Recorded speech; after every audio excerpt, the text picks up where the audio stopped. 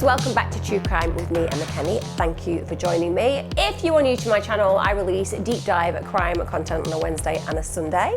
So hopefully, if you like my content, you will feel motivated to just pop your notifications on and subscribe.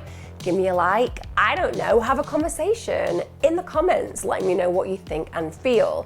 Also, big shout out to my Patreon subs, you're absolute stars, and my membership on YouTube. I adore you all. You make making content possible for me. For those of you on Patreon, I do have quite a few new podcasts that are going to be arriving there. Got some really exciting guests that are going to be coming on. I just got back from CrimeCon. I was there all weekend. It was super fun, even though the hotel had a fire when I was there. I am the Sparrow of Doom at certain events, it seems. If you invite me, something like literally the burning building down may occur. But enough about me, let's get on with today's case. Well, it all begins on the 18th of January 2003, and this is when Neil Davis, he's a lawyer, walks into the district attorney's office in Texas, and he tells them that he represents a client, and that his client has led him at least to believe that a body could be found in the patio of her family home. Now, Davis' client was 26-year-old Susan Lucille Wright.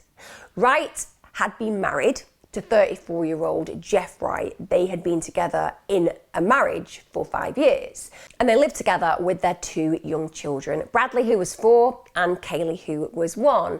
They lived in the White Oak Bend neighborhood in northwest Harris County, Texas. Jeff and Wright had met initially in 1997. They were on a trip to Galveston. He was actually 29 and she was 20, so there was, I would consider, a relatively big difference in their age groups. I only bring that in because when you're 20 versus when you're 29, you haven't experienced life, one, as much as the other person has, and two, the wisdom that you achieve around relationships and what to expect, well, it hasn't had a lot of time to develop. You're 20, you've not been in long-term relationships. And to some degree, I always feel that that gives the older person a bit more of an advantage. They've had more opportunity to understand the world a little bit more. They have more nuances in what they see around relationships, and they're just a little bit more experienced. So I do think that a 10-year age gap, so to speak, is going to cause some kind of disparity in the relationships, and certainly a power imbalance. If you're a guy of nearly 30 and you're with a 20-year-old girl, genuinely, you are going to have the power in that circumstance. They get married in October the following year. So with respect, this is a very short amount of time. They meet in the April of 1997 and they're married in October the following year, 1998. They haven't really had a lot of time to get to know each other. Certainly we can say that Wright wouldn't know Jeff in the way that she will 5 years down the line. Of course, time will evidence your experience with a person and you will form an opinion based on that experience. But also, she hasn't really had an opportunity to live fully, to live freely, to make mistakes, to do all the things that really age gives you an opportunity to do. The reason that they got married, however, was because she had fallen pregnant with Bradley at that point. So ultimately, they make a decision to create the beginnings of, I suppose, what could be viewed from the outside as a nuclear family. And they clearly commit to having a child. And on the surface, well, that makes sense that they're seen by others to become the perfect family. Genuinely. People outside of this relationship, they looked in and genuinely felt that Wright and Jeff were living the dream. She, as far as peers are concerned and people who knew her in the local community were concerned, said that she was a very shy, suburban, stay-at-home mum. So certainly not leaving any red flags. She's not somebody who's violent. She's not somebody who's abusive. People outside of the family unit don't ever see her as a problem person who may have a high level of conflict or aggression in her nature. Quite the contrary. Jeff is viewed in a similar way with respect. He's seen as this amenable carpet and flooring salesman. And arguably people around them genuinely think that everything's working fine.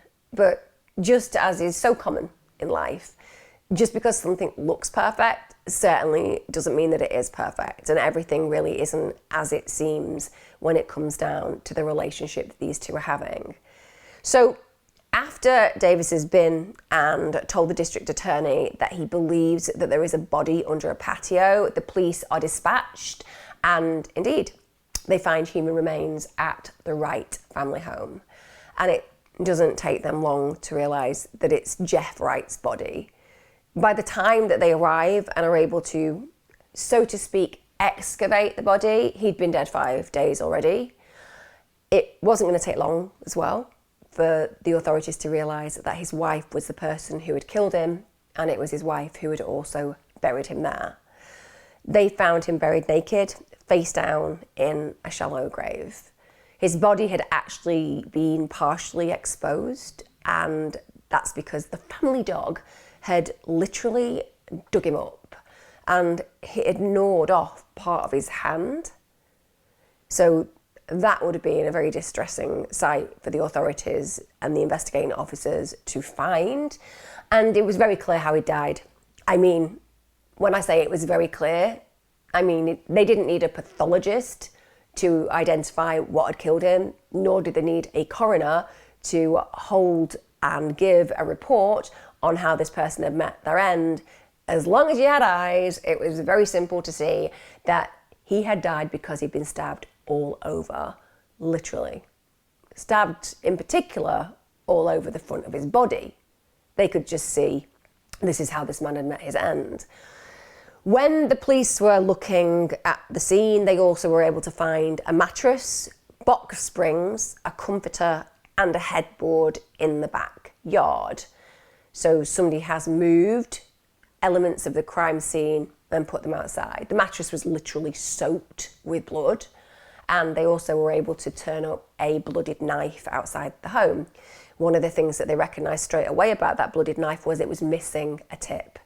So the tip appeared to have been broken off, which immediately draws your attention to an idea of a ferocity of an attack.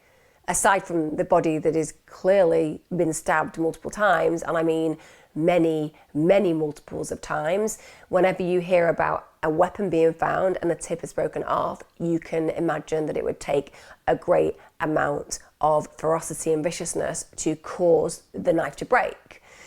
Also, they're able to note that there are still ligatures tied to his body. So there were neckties around each wrist. His bathrobe sash was tied around one ankle. So to all intents and purposes, they've turned up, found a body absolutely covered in knife marks. On top of that, this guy has got ligatures.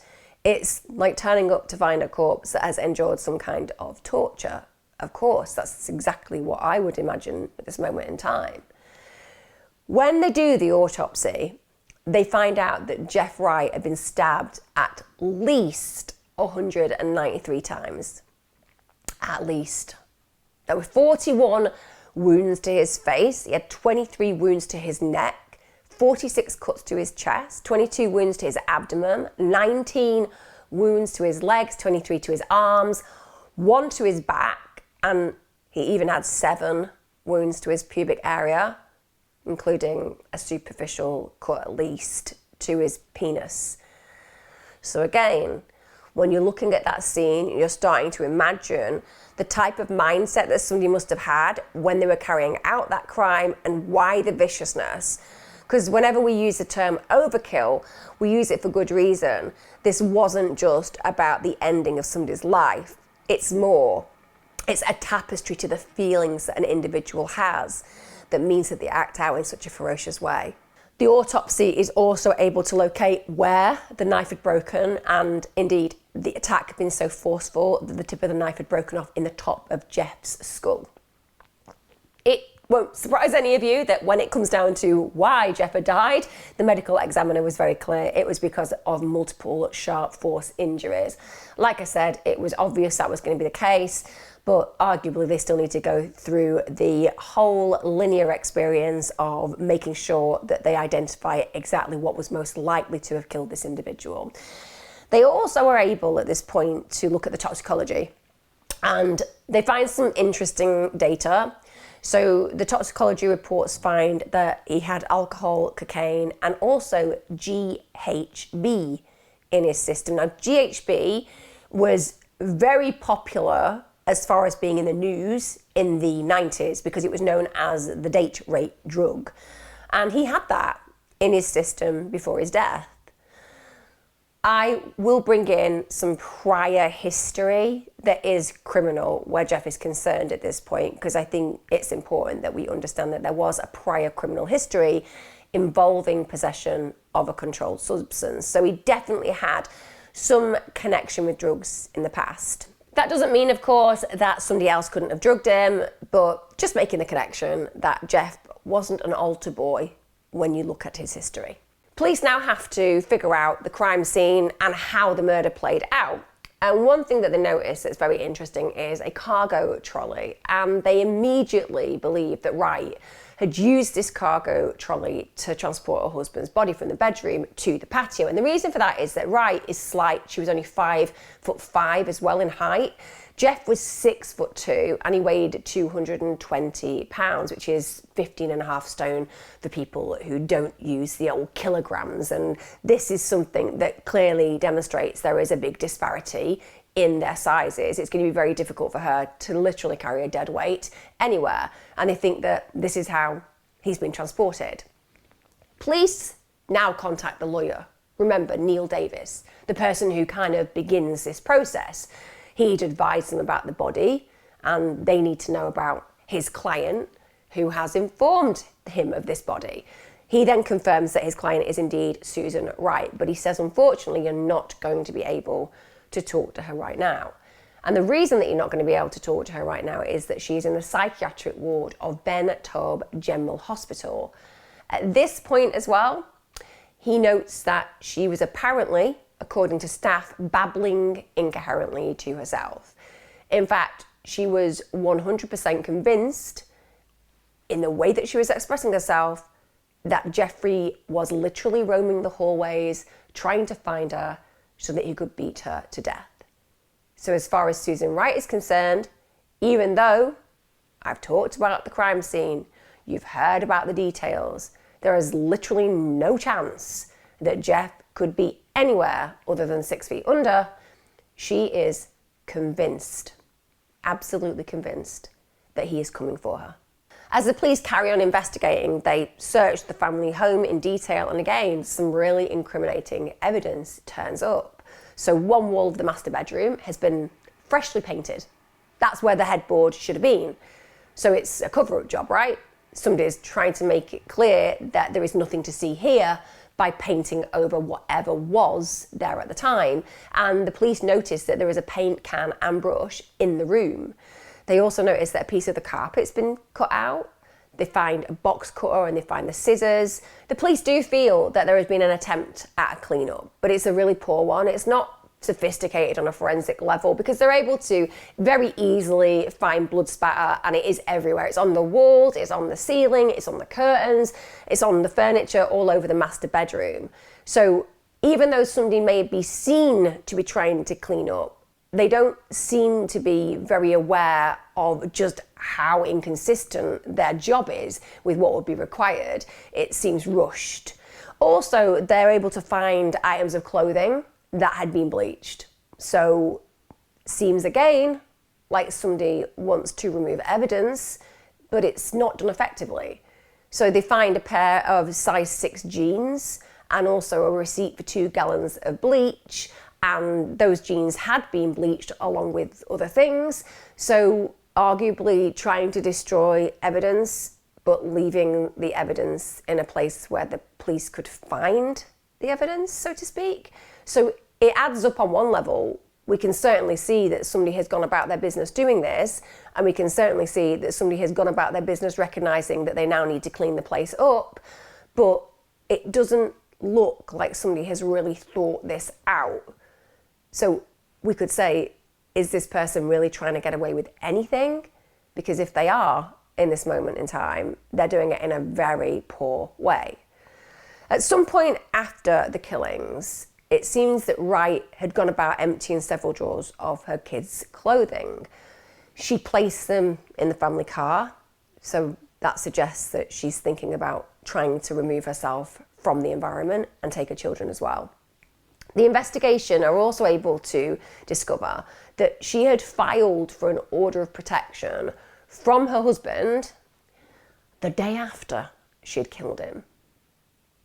Yeah, not that helpful. The day after you've murdered somebody tends to be required before you arrive at that crime. You know, just throwing it out there. Before killing your husband, that's the time to get the order of protection.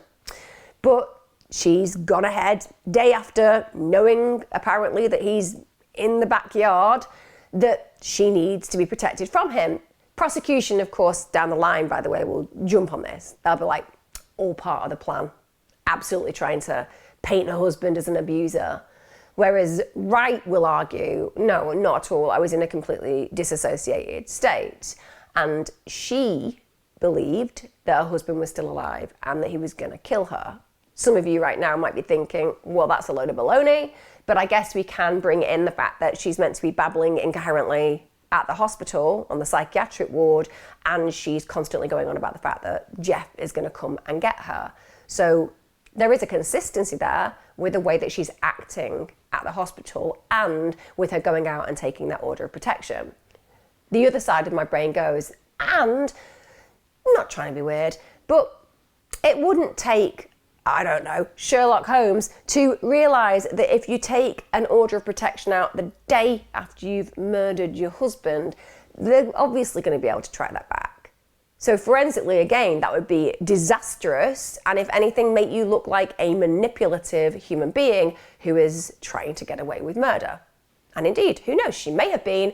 I'm just saying, I don't think that that kind of an action makes sense if you're a cold, calculated killer who's trying to get away with anything. So there's a period of time before Wright can speak to the police because she's not well. And when she does, she gives them her version of events that had basically led to this incredibly brutal and frenzied knife attack on her husband. And please appreciate that I'm not minimizing any of her actions. What she did to that man, the agony he must have experienced in his killing, the terror he must have experienced during it is impossible to even comprehend. So that being said and acknowledged, life is absolutely precious. I do think it's important to explore what she feels led to that. She said that according to her experience of the marriage, this suburban ideal that everybody believed that they had was completely the opposite. She claimed that she had indeed been living for 5 years in fear of a violent man, this violent, sadistic husband, and that he was an incredibly high-level abuser. Also, she said he was a drug user and he would consistently kick her and punch her if she didn't do exactly what he wanted, in micro detail. And her life with him was not just about the beatings, it was about sexual assault. He would assault and rape her whenever he wished. She had no opportunity to do anything but accept whatever he wanted, even when that involved her being personally violated.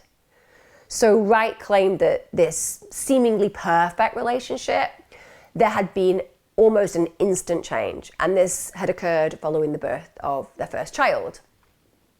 She had, like every woman in the history of being a woman, put on a little bit of weight, you know, because you're carrying a whole human that you then have to evacuate as if you are squeezing a melon through a lemon. The last thing you need is your partner telling you that you're a fat ass. That's what apparently he called her. She put on some weight in her pregnancy and it gave him license to start abusing her for her figure. She also suffered from postnatal depression, which is very, very challenging. And bear in mind, when we talk about postnatal depression, a lot of people think it's a mental health issue, and of course it affects and impacts on your mental health and wellness, but we're talking about a physical condition. We're talking about something that occurs because there are dramatic shifts and changes within your hormones and chemicals in your brain, and also you can add to that the exhaustion, and you end up with something that is really distressing for a mother. Because everybody imagines that the minute that you give birth, you are just going to be walking on air and it's all going to be wonderful, and you're going to spend the next 9 months figuring out organic recipes that you'll be able to provide your newborn with once they can start eating their own food.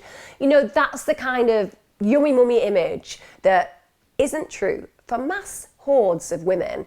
And you struggle because you might be massively overprotective of your child, or you might be really resistant to get engaged because you become so overwhelmed by responsibility, or you may just be completely in love with your baby but absolutely feel at the bottom and the lowest of your life because of all of these shifts and changes. What you need is support and compassion and understanding, and often you need help medically. You need to go and speak to a healthcare provider who is going to give you opportunities to either engage with some therapeutic opportunities or some chemical shifters, such as antidepressants, for example. Now, Jeff is not accepting of the fact that his wife, who's just had a baby, is feeling really low. He's really angry.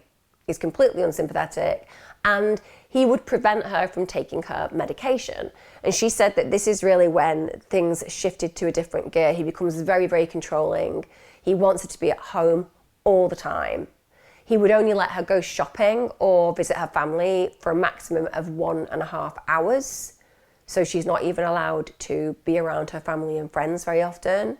She noted that he smoked weed every single day after work.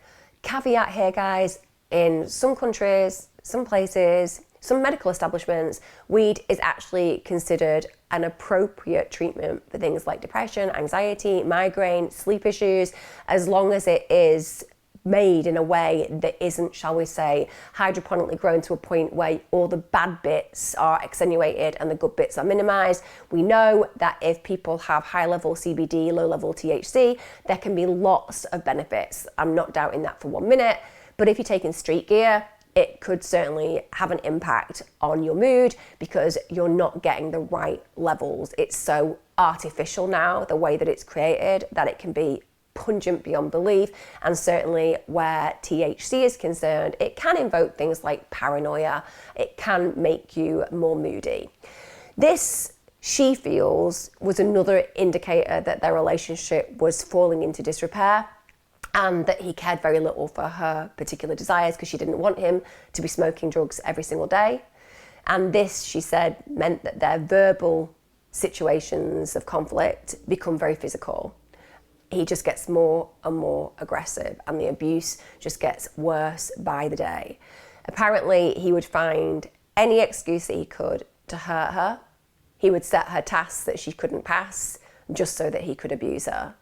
She said that he would primarily hit or kick her repeatedly in the chest or stomach or back or legs, but in the home, he could get away with it behind closed doors and would do so. And you would imagine that maybe you would have a boundary because arguably you don't want to go outside and be abusive to anybody because people are going to be able to witness this. And one of the really manipulative things about controllers and domestic abusers is they're very good at putting on an act to the outside world. And that means that when people have to look into the reality of you being held up as an abuser, they will often deny that that's possible because, Jeff was such a good guy. Jeff buys me beer at the pub, or Jeff's that all-right great guy who came and helped fit my, new shelves. The point is, it's very easy for abusers to make the world believe in them being a good human being. The minute that the door is closed, it's a whole different story. But Susan Wright says it wasn't just in the home these things happened. So she would be in the car and he would just grab the back of her head and he would slam it into the dashboard. She also said that he would be violent towards the family dog. I will tell you, it has been, shall we say, brought in by certain members of people who knew Jeff that maybe that was why the dog dug up his body and ate his hand. Not saying it's my joke, not even saying it's a funny joke, but arguably if you are very violent to an animal, and I don't know, that animal feels that you deserve something in return, well, eating his hand and digging him up may well be the right kind of punishment. That noted, we could bring in a different scene, couldn't we? We could bring in a scene where the dog finds his master, realizes that he is in trouble, and is trying to drag the body using his hand, and that could cause some issues to the hand.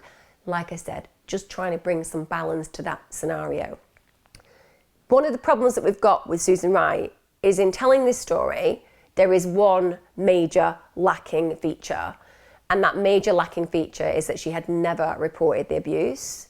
She said the reason that she didn't report the abuse is because she just felt really embarrassed. She wanted to keep it a secret.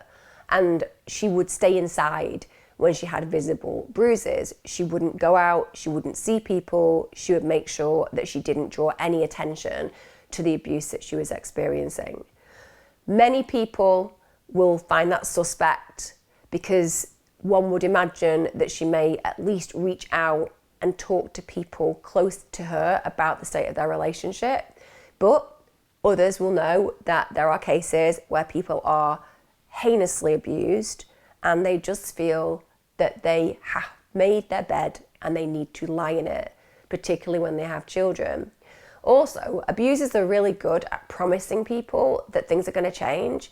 That's one of the big transitions that I think occur in the realization where people are domestically abused and they suddenly recognize that this promise is never going to occur, and it transitions them to make a decision to leave. But it takes a lot of time. Sometimes it takes forever. Sometimes it results in them never leaving at all, because that's why we have domestic homicide. But she has not been to the authorities at any point. She also says that her feelings towards Jeff were really, really resentful because of the fact that he'd caused a miscarriage in 2000. And this is because Jeff had kicked her in the stomach. But she then falls pregnant again, and she gives birth to Kaylee in 2001. So if this is the case, that he caused her to have a miscarriage and that resentment is growing, she's going to feel internal rage, isn't she? This is a child that she's lost, a child that he was meant to protect. But at the same moment, she will be growing in fear. Because if this is a man who has the potential and willingness to kill his own child and to put her at risk in such a dreadful way, then what does that say about his willingness to hurt other people, including her and her other children? That's something that would play on her mind. When she has Kaylee, she suffers again from postnatal depression. So we already know that she had had a very bad experience with Jeff before, and now she knows exactly what to expect again. And he is as unsympathetic as ever. He has no compassion towards her, and it gets even worse, according to Wright. Apparently he starts meeting other women online. And there is something that I think is truly shocking, because it's difficult enough to be a new mum and to have two young children that you adore, but obviously they take a lot of work, and part of having a partner is feeling that you have somebody who stands by you and helps you out and lessens the load.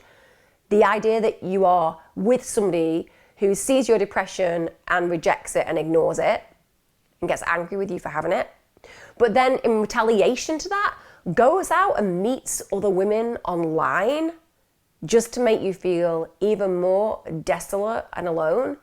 I can't imagine how that would feel. And if that were the case for Wright at this moment in time, I feel that she would have absolutely no power in this relationship whatsoever. You know, he can do anything if this is playing out as she's describing. The thing that really, as I said, makes me go cold is that he ends up giving her herpes. So that's a really big problem for anybody who contracts this particular STI. Herpes isn't something that just goes away. It's with you forever. And it can mean that having sex becomes very, very painful. It can spread to areas of your body like your spine. It's something that you have to confess to any other partner that you have. And even though you've done nothing wrong, look, things happen. We get STIs. It's psychologically very upsetting. And if you're the person who've gone out and you recognise that you got unlucky, some of your behaviour may even have been reckless, it's still almost impossible to come to terms with that because it's really challenging. It changes your sexual experience pretty much forever. But imagine being somebody who's in a committed relationship with your partner and you believe, therefore, that when you have sex, there is a level of protection because you're in this long-term relationship, you're in this marriage, and then you end up contracting herpes from your husband. And to add insult to injury, he basically blames Wright for his infidelity. He says that she isn't a good wife. If she was a better wife, he wouldn't need to play away. Which again, if that's the case, it's pretty unforgivable, isn't it?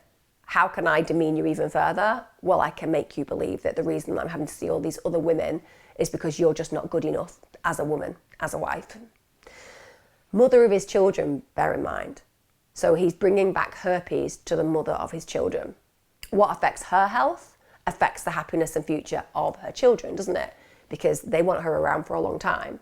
No one should ever put at risk these kind of scenarios by playing with the health and wellness of the partner.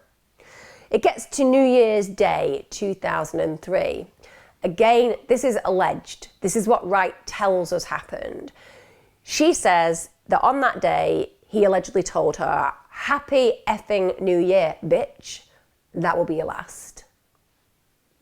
Not the normal type of goal setting that we see when people make intentions at the beginning of the new year, but I don't know. Maybe Jeff felt differently about what these particular affirmations and resolutions symbolised, but not the best if that was really true. If on the day when you're meant to be starting a new year, new hope, new opportunities, change, all those things, you're getting basically threatened with your life. Whilst what I'm telling you now is what Wright alleged Jeff to have done, I do think it's important to note that Jeff had assaulted an ex-girlfriend. So he'd had historic drug offences, as I mentioned, but also he had assaulted an ex-girlfriend. And she would later testify to multiple instances of physical abuse that she said she'd suffered at hands of Jeff during their relationship. So there is some strong evidence there to say that in prior experiences with other partners, he had been very violent. And she said that one of the big problems was that whenever she threatened or wanted to leave the relationship, he would just beat her. So whenever she dared to assert her freedom, the ramifications were just violence. So there is evidence to say that Jeff hadn't been a role model partner prior to this. And we also have to know what skin in the game is there for the ex-girlfriend. I mean, she might have been bitter, she might have been hostile, she might have wanted to deride him in the press. But I also think that when people die, particularly if they're murdered horribly, very, very rarely would somebody come forward to essentially support the partner who'd carried out the murder just to get in the press or to be seen as somebody who was a victim themselves. I genuinely feel that she was being honest about her experience. Now, according to Wright, this is how the crime plays out. So it's the 13th of January 2003. Jeff comes home from a boxing lesson and she can immediately see that he is high on cocaine. I know. Doesn't seem like boxing and cocaine would go in the same sentence. One is health and fitness, other is either illicit, recreational, or dependency forming drugs, but he's meant to be high on cocaine. Also, she says that she could see that his eyes were red and glassy, he was extremely agitated, and she automatically knew that they were in line for some trouble. If somebody is on cocaine, it is definitely a stimulant. People do seem agitated. Often they're also quite boring and just go on about themselves quite a lot in my experience. But nonetheless, she kind of picks up. She's seen him before in this kind of state. And she said that he starts trying to get their son Bradley to box with him. And like most kids, he engages, but then Bradley loses a bit of interest in playing with his dad. Like I said, even I, when I've been around people who've taken cocaine, get really bored easily because they don't tend to make a lot of sense and they do tend to talk about things again and again repetitively. Maybe Bradley had the same experience with his father because he decides that he doesn't want to do it anymore. And also, let's just note that Bradley's a little boy.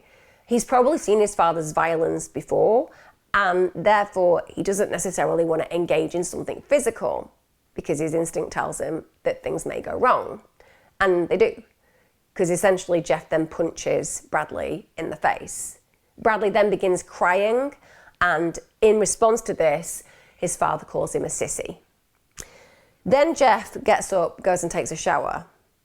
This is at a point where Wright is starting to become more concerned that this tends to be bad news for her, that there tends to be something waiting for her if Jeff is in a bad mood, and certainly this has provoked a change in his behaviour.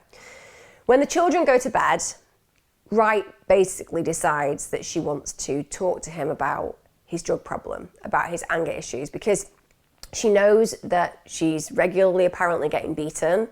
The drug use is certainly a trigger, but now something has shifted and he's hurt his child. And she feels that she can't manage this anymore. She needs to talk to him about him getting help for his drug problem, about him getting help for his anger issues.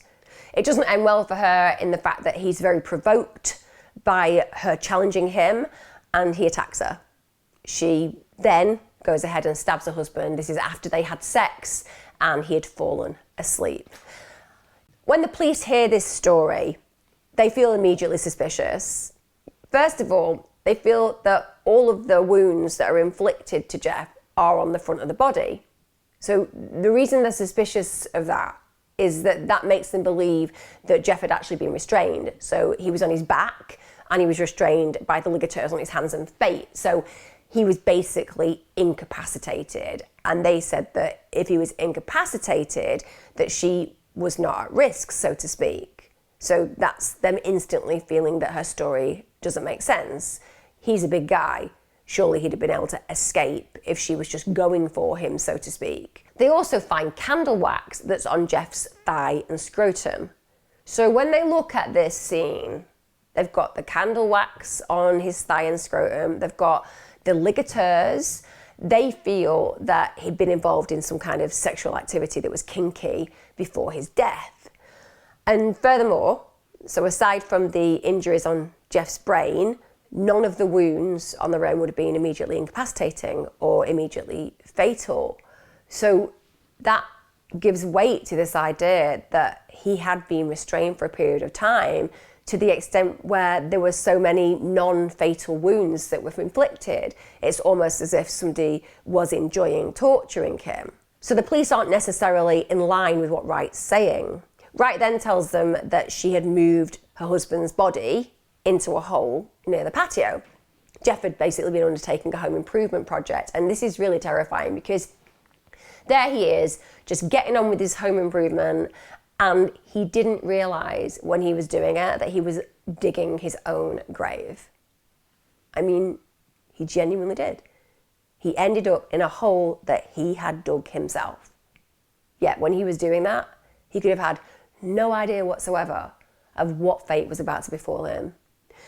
Police then go about establishing exactly what Jeff got up to on the final day of his death, and one of the people that they speak to is his mum. And it turns out that Jeff had actually called her on the way home from his boxing lesson, and she also recalled that several hours after that phone call, Wright had called Jeff's mum too. And she had actually said that Jeff was under the influence of drugs when he arrived home. She also informed Jeff's mum, so her mother-in-law, that he had struck their young son, Bradley. She claimed at that point that her and Jeff had argued, and she suggests to his mother that he then left on foot. So he left the house, and she'd kicked him out. So that's kind of strange. He literally left, hadn't taken a vehicle, she'd asked him to leave, he'd left after the argument, and that was the last that she'd seen of him, so to speak. Also, the same night that she carried out the killing, she'd actually had to have her hands treated because she had cuts on her hands. So that's the same night she's having this conversation with Jeff's mum, saying that he basically left after a row. The next day, this is after she's contacted Jeff's mum and said that he's left on foot, Wright contacts the police and reports that her husband had assaulted their son. So a warrant is put out for Jeff's arrest, and they were based on the allegations. That's why they put this particular arrest warrant out. So now we have Wright actually creating this scenario where the police believe they are looking for a man who has abused his child. All the while, he's at home with 193 stab wounds to him. So is this her trying to create an alibi? Or is this her in a chaotic mental state? To add to the confusion of what played out on that particular evening regarding what was going on in Wright's head, is that she starts relaying details of what had happened on that fateful night to various people. This includes a doctor who treats her for the cuts to her hands, and also to the police officer that she reports the assault to. So she's kind of telling people these different stories around what played out that night. Bear in mind, this is before the body has turned up. But as time starts to go on, the version of events that she's telling these people seems to change. So initially, she just tells people that Jeff hit the son. But then she claims that Jeff had also scratched her hands with his nails. Then she says that he caused the scratches with a set of keys. To some people, she expressed a real fear that Jeff was going to return home to harm her. To others, she actually claimed that he had returned home, and he'd not just returned home, he'd gone crazy, he'd ransacked the home, he'd poured bleach onto her clothing, he'd left a note, and then he'd left again. So this is becoming really confusing. She's telling people different stories, different events, and now she's even introducing why her clothes were bleached.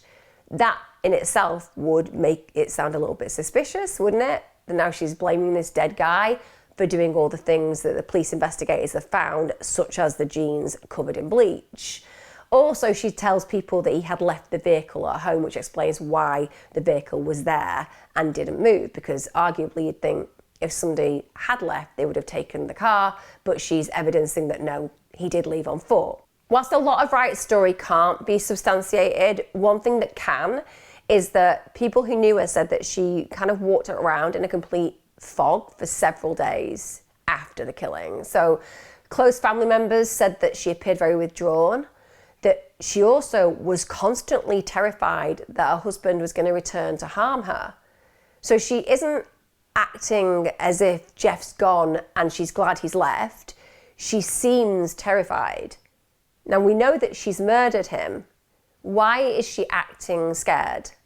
Bear in mind the fact that she knows, essentially, if she's lucid, that her husband's body is in the backyard. Arguably, why would she be walking around drawing attention to the fact that she's afraid, and even bringing up the fact that he's gone or is at home, because it's going to draw more attention to him physically and where he is physically. The fact that she's bringing in this fear, and the fact that people who knew her said that she genuinely did look scared, that does add some weight to the potential that she wasn't necessarily in her right mind. Others may say, well, no, this is a perfect ruse. She's just additionalizing that fear factor to make Jeff look like a bad guy. At some point during the week, Wright also did something that's really odd. So she changes the outgoing message on the family's voicemail system. She leaves out her husband's name. So is she expecting him back? Because why would she change her husband's name on the voicemail? And if she's really afraid of him, why would she do something that incites rage? Because arguably that would make him feel rejected. And if he was going to come back, could that cause her more issues? Like I said, just throwing it out there, all these are possibilities. When Wright finally confesses, she does so to her mum. She tells her mother this: Mama, it wasn't me. I snapped. I was up there and I saw somebody do it, but it wasn't me. So she confesses to her mother that she is the person who's killed him, but she doesn't feel that she actually associated with the scene. She feels that while she was present, it wasn't actually her carrying out the actions. So she kind of saw it from above and watched her carry out the murder, but didn't feel that she was in the body doing that. It's at this point she voluntarily checks herself into a psychiatric hospital. This is where doctors get an opportunity to assess her. And they instantly assess that she is suffering from depression. They believe that she is disassociated from reality And they also note that she is really easily frightened. It's like she's on super high alert. So she's very scared. They're able to establish on top of this that she's highly paranoid. She absolutely, as far as they were concerned, believes that her husband is still alive. And they say that she was convinced that he was going to climb out of his makeshift grave to kill her. When the psychiatrist assesses her, they say that she was suffering from PTSD. This is basically on information that she relayed to him. And he concludes after this full assessment that she was a battered woman. Following treatment, after she gets to a point where she starts to process the world more typically, Wright ultimately contacts her lawyer, that's Neil Davis, and she just tells him exactly what she's done. He's then contacted the police, and this, guys, is where a media circus blows up. Seriously. This is when all hell erupts as far as people's interest in this case. After Wright is treated, she eventually turns herself into the authorities at Harris County Courthouse, and she's ultimately charged with first-degree murder. But at that point, she claims that she's innocent. She says that she had acted in self-defense. I know that a lot of you will be thinking, I'm struggling to see how that will go down as self-defense. I'm pretty sure you mentioned things like ligatures and toweling robes tied around him, and that he had 193 stab wounds. It doesn't feel proportionate when you think about the rules on self-defense. I get that, just go with me on this anyway. So before the trial, bear in mind, the media have had hold of what has occurred. So if you look at news reports about Wright, let me tell you, she was already portrayed as a murdering monster, as simple as. The press were not measured. I mean, is it just me that finds that occasionally, the press isn't very measured? Just occasionally. Just occasionally, the press may put out headlines and statistics that are wholly untrue. They may paint the picture of an individual who is completely innocent of certain things as completely guilty, thus ruining their career. Is it just me that believes that just on occasion, just a pinch of possibility that the press are massive liars? Arguably, I'm just throwing it in, that equally they can be completely right in some of these cases.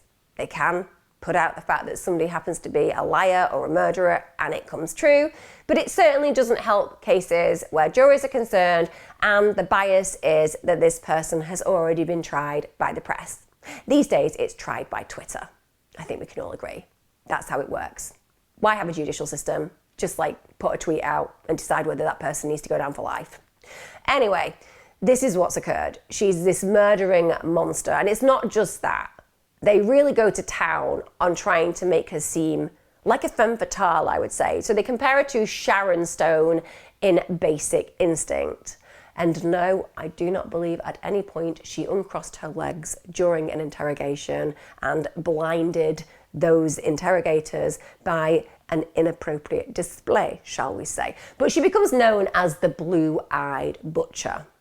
This is because clearly she had blue eyes, but also because the brutality of the alleged crime is huge and completely outside the realms of what we expect for a female killer.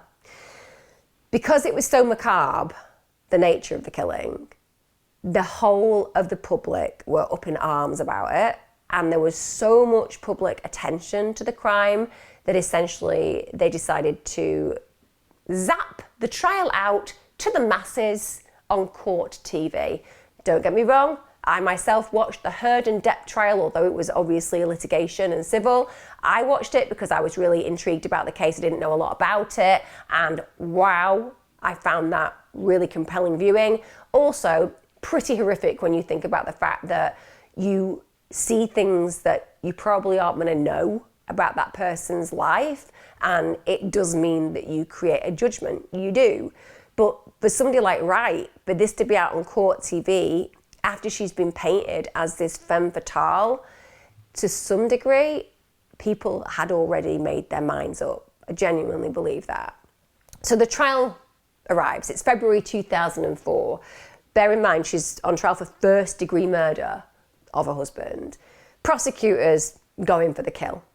absolutely in for the kill. They say that Wright was fully aware of what she was doing from the outset. In fact, she wasn't just fully aware, she tried her best to create a ruse where she was portraying Jeff, this innocent man, this man who was brutally murdered, slashed, killed in the most heinous of ways, that she was portraying him as the aggressor when in fact she was the aggressor. They said that after she'd killed Jeff, she'd embarked on this campaign of lies to give credence to the facade that she was the victim, that she'd even told family and friends that she was the victim of abuse, all with mind to corroborate her plan. The prosecutor said this: as part of her plan, Susan Wright also reported physical abuse to her doctor and filed criminal charges against Jeff, resulting in a warrant being issued for his arrest. They went on to suggest that she hadn't just murdered Jeff in the heat of the moment. No, she'd planned the murder meticulously. So she'd created this ruse, because on the night he was killed, she basically seduced him. And he'd anticipated that they were going to have sex. What man wouldn't go along with such plans if you thought that sex was an option? And basically he'd been like, yeah, I'll totally let you tie me to the bed. You get those neckties, you get the bath robe sash. I am all yours. Because arguably he wants to get his end away. And there again, they're bringing this femme fatale side, aren't they now? She's the person who knows exactly what's going to happen. And the prosecution say, once he's tied up, once he's defenseless, Wright gets the knife and then she brutally stabs him to death. Why? Well, they have an answer for that too. He'd recently got a $200,000 life insurance policy. So rather than divorcing him, she decided to kill him. It's a very good argument, although I'm just going to throw it out there. $200,000 is not a lot where life insurance policies are concerned. When you are leveling up to looking at life in prison, for example, I think $200,000 is a really low amount of money. Just my opinion. Just my opinion. Now, the defense claim the complete opposite. They say that Wright was basically a defenseless mum. She had been her husband's physical and mental punch bag for years. They presented this picture of a stay-at-home mother of 2 young children who, yes, was really unhappy in her marriage, but she was unhappy because her husband was involved in drugs, he was unfaithful, he was really physically abusive to her, he was very aggressive with their son. So they're painting a picture of a woman who's trapped. Now, under US law, there is a rule. And the rule is that a person may use such force as reasonably appears necessary to defend him or herself against an apparent threat or unlawful and immediate violence from another. Now that means that where deadly force is used, the defendant must also have reasonably believed that their use of that deadly force was immediately necessary to prevent the other's infliction of serious bodily harm or death. So, that makes sense. If I think you're going to kill me with a gun, and I get hold of a gun, and I shoot you, well, that's a defense. Or if I think that you're about to beat me to death, and I do something to protect myself, again, that is reasonable. Now, the defense team, they argue that the sheer number of stab wounds that Wright inflicted wasn't something that suggested that Wright was this torturous, horrible human being who'd enjoyed damaging her husband so deeply. They say that's not why there were all those stab wounds. Quite the contrary.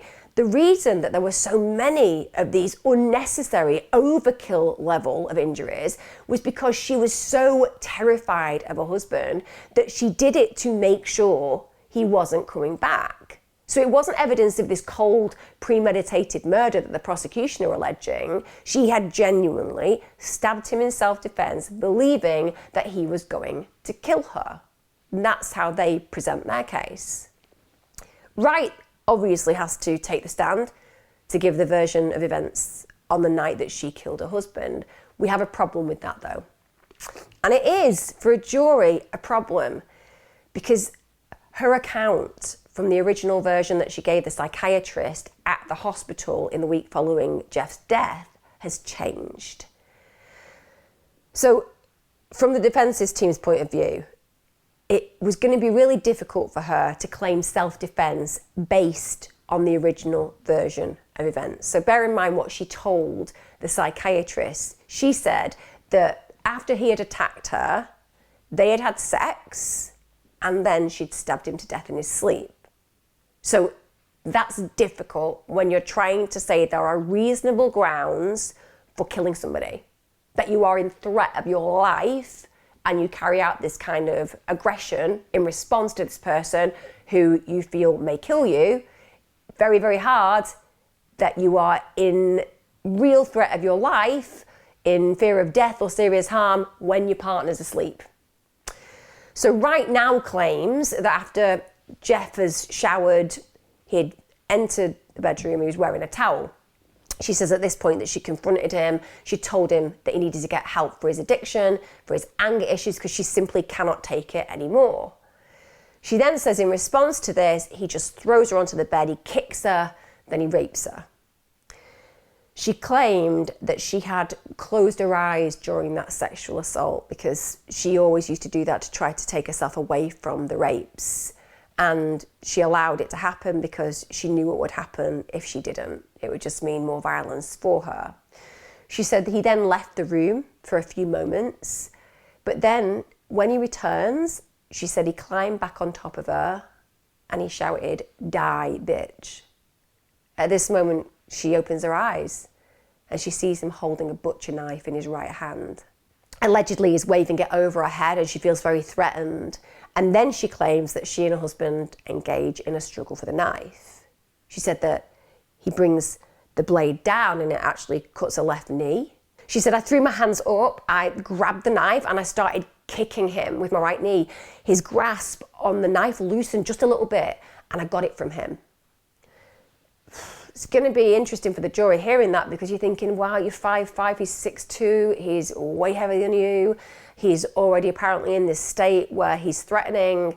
Is it likely that she could really get that off him in that moment? Because bear in mind, that's what the jury are hearing. They're hearing that this woman has somehow got into a position where she's the one with the knife. She then claims that she'd managed to knee him in the groin. And at this point, she finds the strength to get the knife fully from him.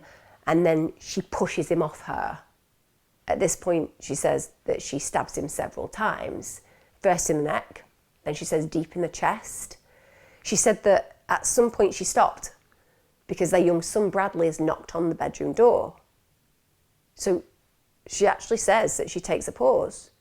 And Jeff has obviously been stabbed at this moment in time, so he's incapacitated to some degree. And she says she then ties Jeff's right arm to the bed. She wants to stop him getting up. She then hides the knife and she actually goes and puts her son back to bed. This is during her attacking and stabbing her husband deeply in the chest and neck. She just removes herself, puts her child to bed. But then she convinces herself that the knife that she's left in the room and that she's hidden, he may have found. And that he may be alive and have got the wherewithal to have found it, and therefore she actually goes to the kitchen and she gets another knife, just in case he is still alive. Then she says she returns to the bedroom, and at this point she totally has a break from reality. And she just carries on stabbing him. And this is in response to this belief that she has that if she does not stab him again and again and again and again and again, if she does not in any doubt kill him, then he's going to come back to life and kill her. She said, "I couldn't stop stabbing him. I couldn't stop. I knew as soon as I stopped, he was going to get the knife back and he was going to kill me. I didn't want to die." She stabbed him in the groin for all the times he raped her, in the legs for all the times he kicked her. She'd even then tried to drag his body off the bed, but it had hit the nightstand, and this is what caused the candle to fall on him. That's why there was the presence of wax on his thigh and scrotum. She couldn't move him herself. She's petite, so she needs help to do that. So this is when she ties him to the trolley by the ankles and the left arm so she can move him out to the patio. This is why she says there were the presence of ligatures. So she'd had to tie him to the trolley to get him outside. She then said that she did dump him face down in the hole that he'd dug months earlier to install a fountain. After she's dumped his body, she claims that she then just went inside and she just sat on the sofa for the rest of the night with a knife in her hands.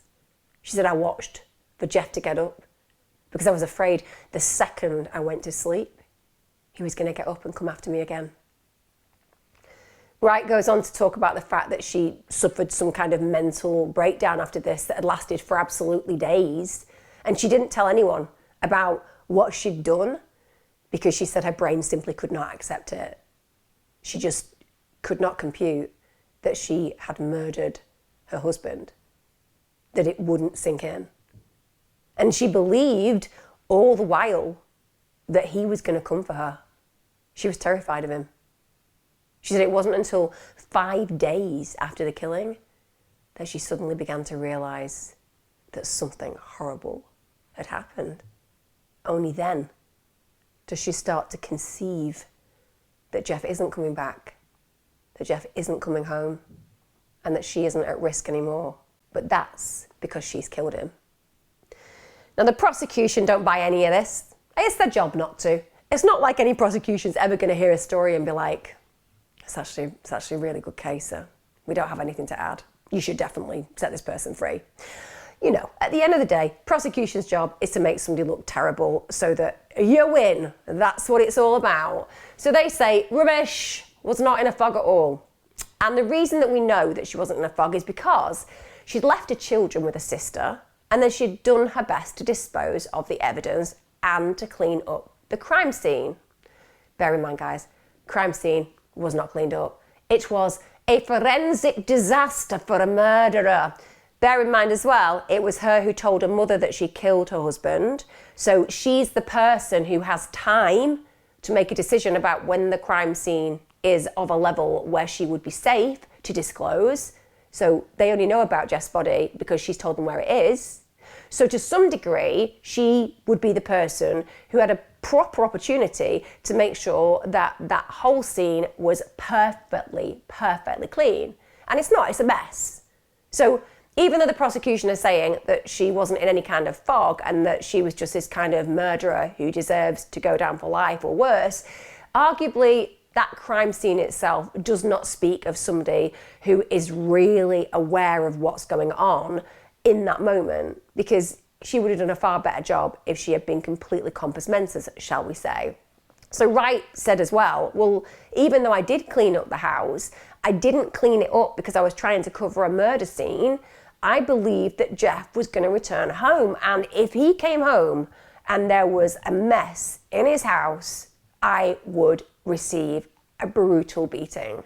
Because apparently Jeff liked the house in order, saw it as her job, and if she failed to do so, there were repercussions. And people who are domestically abused often tell this story, that if things aren't perfect, because the person is constantly looking for a reason to hurt that person with an excuse, that will serve as an excuse.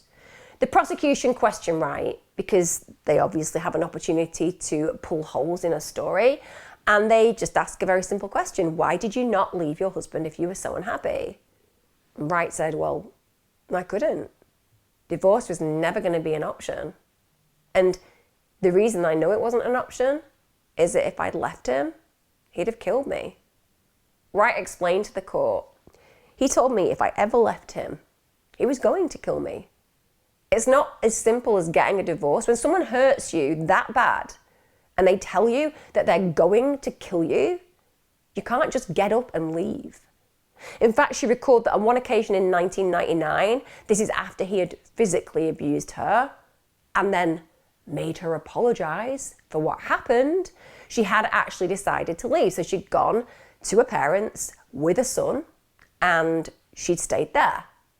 In response to this, Jeff had contacted her and told her to get back home.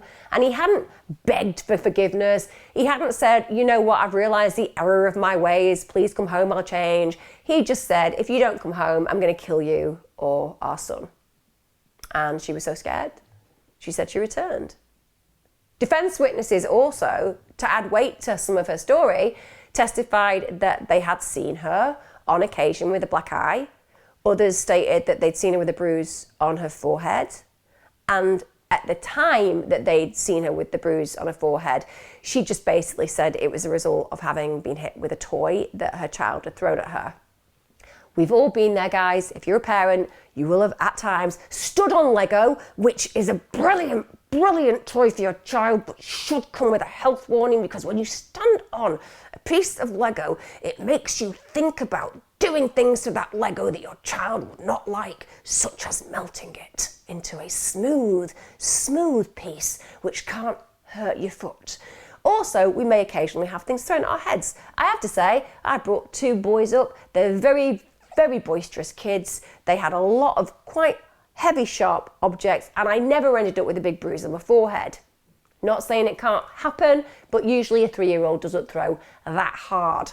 Nonetheless, arguably, the prosecution will just run that over, won't they, with, well, that will just be a reality of her telling the truth in that moment in time. It wasn't that she was hit, it was that her kid just threw something at her head. But this is what the defence are saying. They're saying, and bringing in witnesses to testify, that there were bruises on her body. So witnesses are saying, yes, they did see her with bruises on her head. Yes, she gave an excuse for it, but they were there.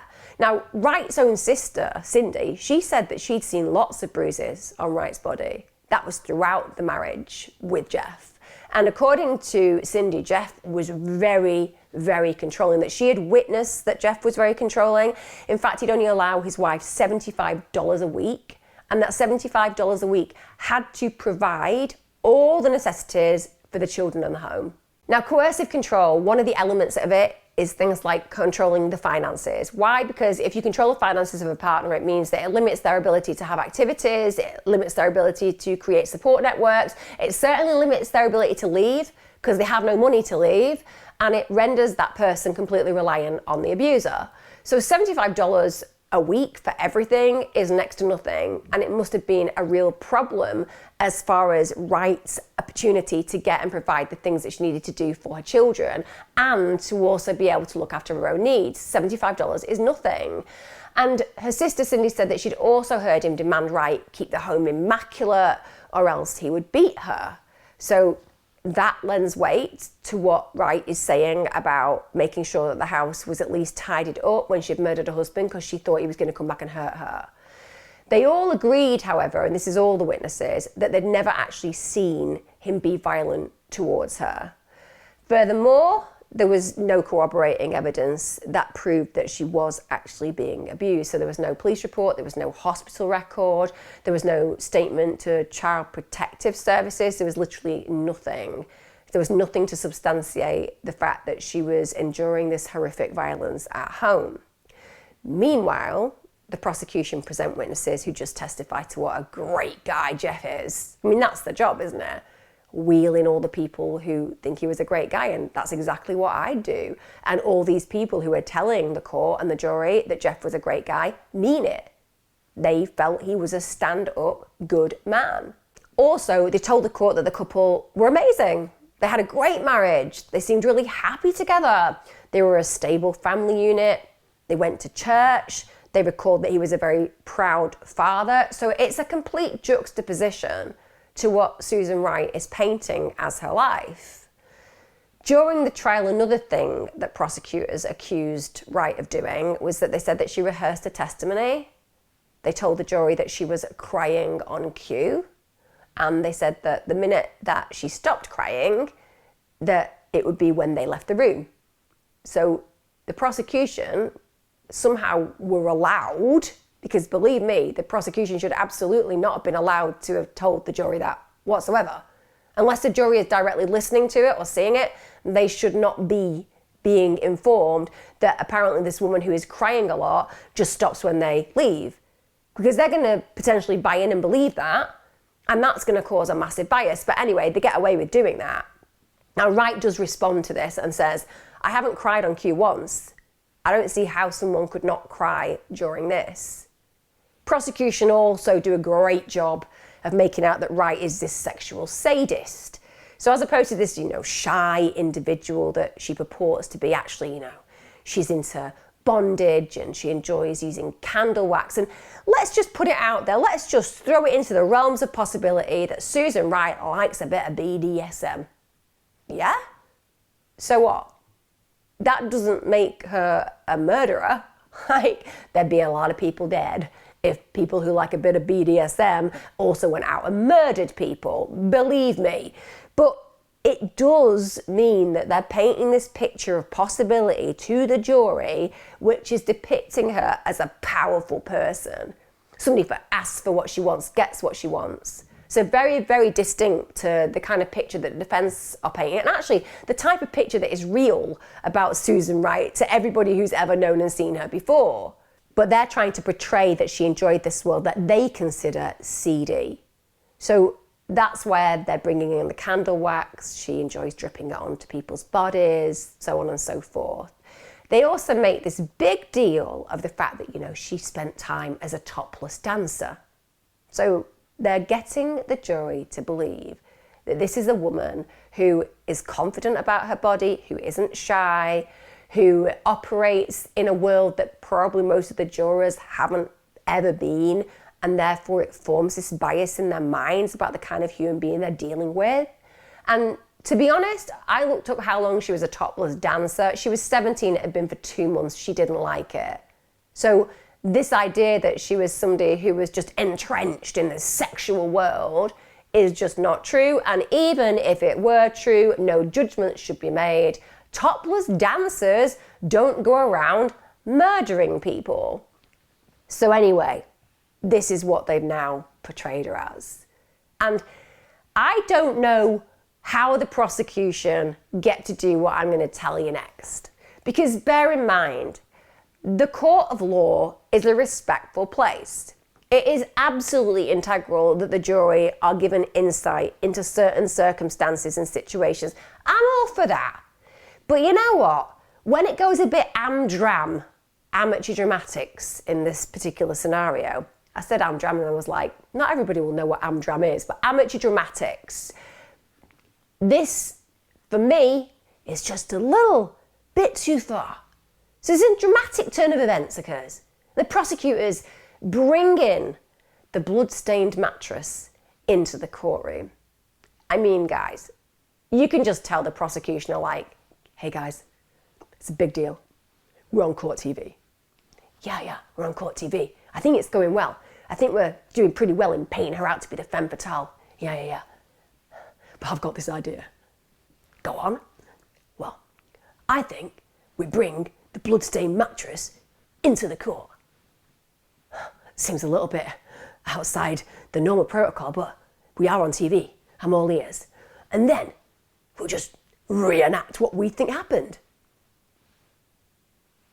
And somebody agreed to that? Yeah.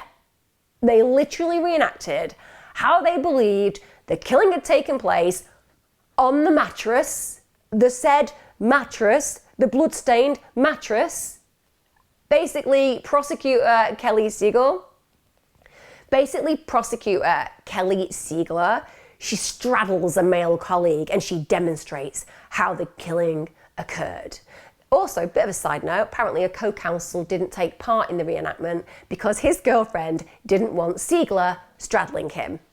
Just going to throw it out there to her co-counsel, slightly controlling girlfriend, probably not the kind of person you want to commit to. Just, you might have already done that. Bit of advice, if not, people like that, doesn't end well. You can't, on TV, in a courtroom, literally with your co-counsel, demonstrate something that is about finding somebody guilty or innocent. If you have a problem thinking that that would make you jealous, we are in a whole world of weird. I don't know why I had to go into that. I just felt it was important.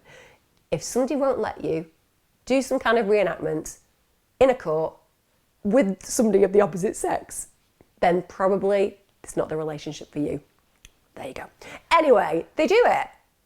Siegler gets on there and basically acts out what they think happened. Tells the jury that Jeff Wright had been lured to his death on the pretense of a sexual game playing, and instead, Wright turns the bedroom into a torture room. And Siegler states, all that battered wife abuse bull was just that. It was bull. I do not know what the judge was thinking in letting that happen. Honestly, were they asleep? Did they find the counsel for the prosecution attractive? I don't know. All I'm saying is That's rough. For the individual being tried, the bias that will create, because you're literally bringing it to life in possibility in Technicolor for the juror. So it gets to March 2004, the jurors take 5 hours, that's it, to find Wright guilty of first-degree murder. They didn't believe her self-defense claim at all. Some of you may be sitting there thinking, yeah, I'd have come to the same conclusion, and the chances are lots of people would. But I also think, before I move on, let's just put into context what we've talked about here. No one has ever seen Susan Wright in any other way than being a law-abiding citizen, an individual who is a good mother, somebody who is very much loved by her family. She's never been involved in high-complex scenarios. She's never put a foot wrong criminally. She's never been an individual who stood out in any way, shape or form. She's never expressed any interest in any of the, shall we say, sexual areas that she's been accused of. There is nothing that has ever stood out about this woman at all. Why would she therefore stab her husband 193 times? Are we truly meant to believe that this was a happy relationship where this woman suddenly becomes a sexual sadist and murders her husband? Just throwing it out there. For me, the escalation is pretty enormous. That noted, I'm not saying it can't happen. Because now she's guilty, her 2 children were sent to live with her husband's brother. It meant that her parental rights were literally terminated following a conviction. And when you have your parental rights terminated, they are no longer your children. It's over for you. In the years following her conviction, Wright begins a series of appeals. And this is made possible by a man called Brian Weiss. He's a new lawyer, and he works for her on a pro bono basis. He is so compelled by this case, he feels that he needs to give his time for free. Now, amongst other things, he claims, unsurprisingly, that the prosecution's reenactment of killing Jeff in the courtroom had been far too sensational and had unfairly prejudiced the jury. Furthermore, Weiss felt that the defense counsel at the original trial had actually failed her on numerous issues. So when I looked at how he felt she was failed, my mouth was open. Because we get appeals all the time, don't we, where you're like, come on, that person's never, ever going to get away with saying that this happened and therefore they shouldn't have got A, B or C as far as a sentence. You know, there's lots of cases like that. But in this one, it is pretty blindsiding how badly the defense did in representing her. So first of all, they didn't call witnesses who could have corroborated Wright's claims that she had been the victim of abuse. So they didn't call Jeff's former fiancée, Misty McMichael. Bear in mind, she said he used to beat her up whenever she tried leaving and he threatened to kill her and she was abused regularly. They also failed, unbelievably, to bring in experts who could testify that Wright suffered from battered woman syndrome as a result of the abuse. Now, this particular condition causes women at times to believe that the only option they have was to kill their abuser.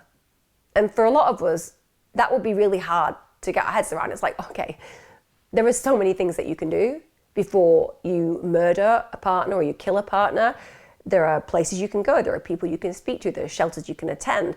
But what they say about this syndrome is that the person believes that the abuser is all-powerful to the point where there is no protection for them anywhere. The only way that there can be peace is if that person is no longer breathing. And that's why the results are so extreme. Now, if they had brought that evidence in, that could definitely have helped the jury understand Wright's acts of extreme violence on her husband. The prosecution at the original trial, what they had done is they'd criticised Wright for not just leaving with the kids. They'd said, if your husband is so abusive, why didn't you leave? And that is so simplistic, isn't it? Because we hear that constantly. Even when women are murdered, why didn't she leave? Well, because it's not that easy. Otherwise, guess what? She would have left. People in domestically abusive relationships aren't people without brain capacity.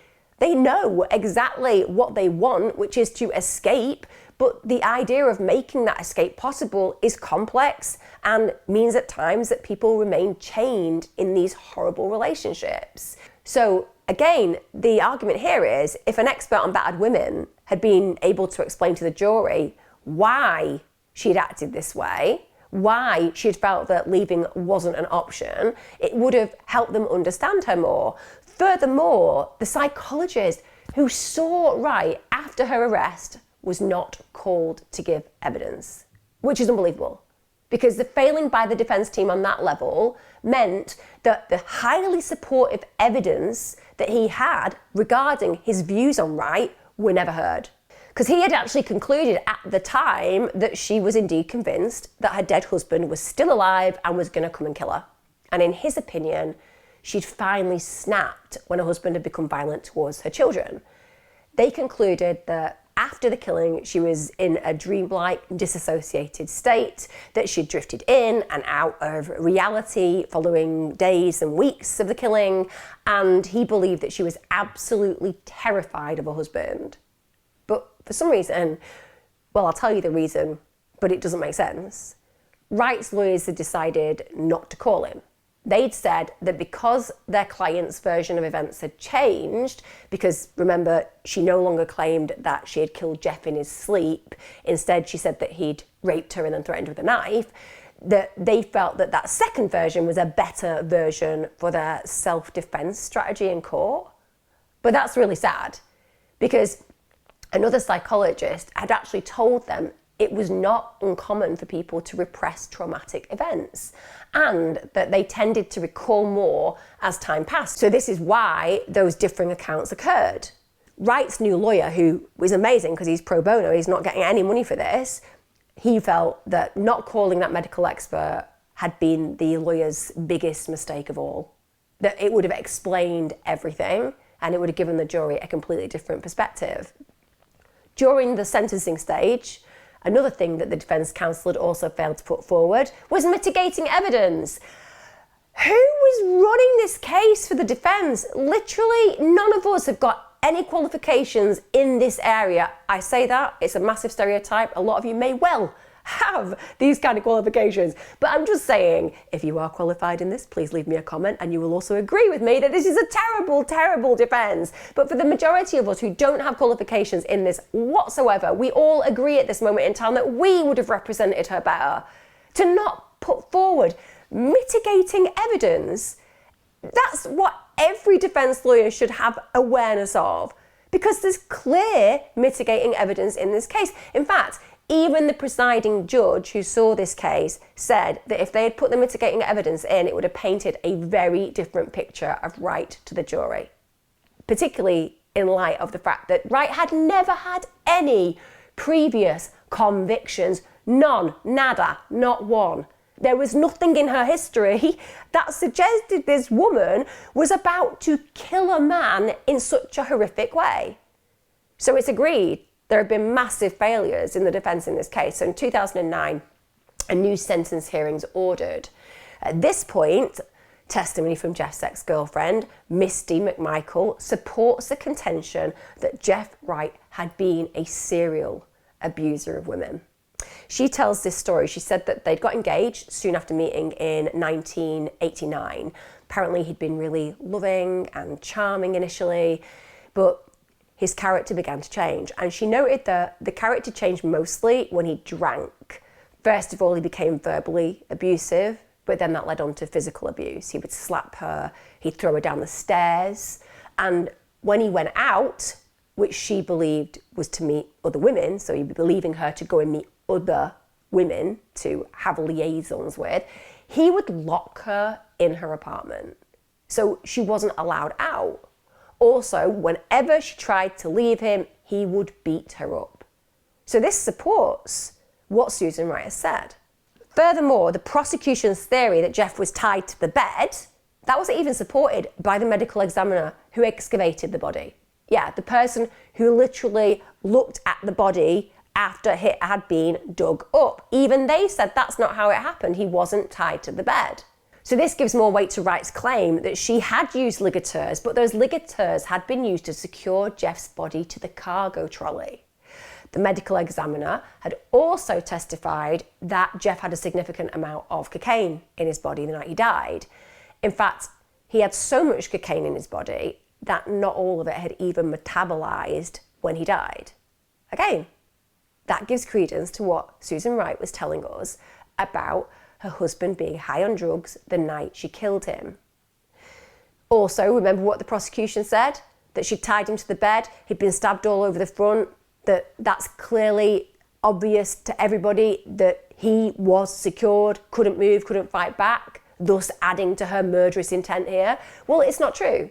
Yeah, okay, most of the stab wounds had been to the front of Jeff's body, but he also had what appeared to be defense wounds on his hands and his forearms, plus he had wounds to his back and to the back of his legs. So that's not consistent with him being restrained. If he was on his back on the bed, fully restrained, he wouldn't have those wounds. So now they have different evidence to consider. And that's what they do. And they look at the evidence that's been presented and they make a decision. And they reduce Wright's prison sentence from 25 years to 20. That happens in 2010. Many of you will feel that that's absolutely appropriate. Some of you will probably blindsided and feel, why didn't she walk free? And some of you will think, no, she deserved the years that she was given. There were other options. Understandably, Jeff's brother was horrified by the ruling, and Ron spoke to the press. He said, "My brother was a kind and thoughtful man who loved life. He's not here to defend himself, but I am. Jeff's legacy will be his 2 children whom my wife and I are honoured to raise." As for Susan Wright, I've seen your tears and I realise that over the last 7 years, they are not tears for remorse, nor are they tears for what you've done to your 2 beautiful children. You left them parentless. What I've seen is that they are selfish tears for the fact that you have to go back to prison. I totally understand the sentiments that Ron has there, because it's one of those stories that neither party can ever truthfully know what went on behind closed doors. But as far as he was concerned, his brother was always a good man.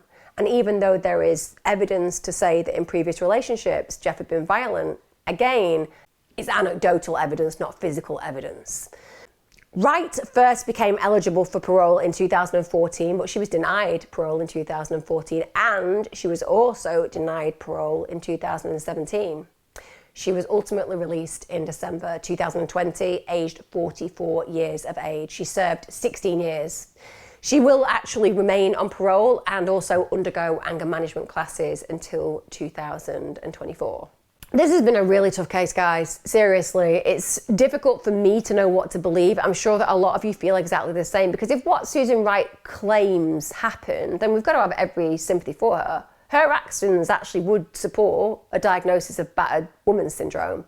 And if that had been brought to court and she had been seen as telling the truth, then rather than losing 16 years of her life in prison, and even more than that, I mean, the biggest blow is that she lost her children in the process of this situation.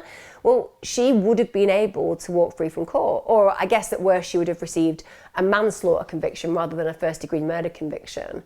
However, having said that, Jeff Wright isn't here to give his side of the story.